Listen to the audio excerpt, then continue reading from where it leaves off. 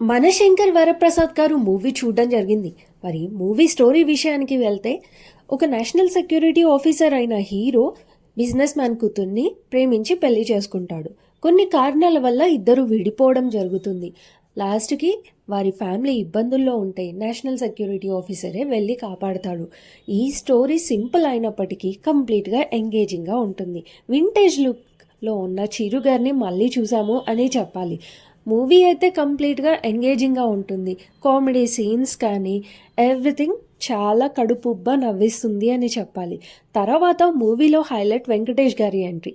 వెంకటేష్ గారి ఎంట్రీ తర్వాత మూవీ ఇంకాస్త అద్భుతంగా ఎంగేజింగ్గా ఉంది అని చెప్పాలి. కొన్ని మైనర్ లూప్ హోల్స్ ఉన్నప్పటికీ ఈ సంక్రాంతికి అయితే ఈ మూవీ ఒక పండగ అని చెప్పాలి. ఫ్యామిలీ ఆడియన్స్ని అనిల్ రావిపూడి గారు బాగా ఎంటర్టైన్ చేయబోతున్నారు. మీరు చూస్తే మీకేమనిపించిందో కమెంట్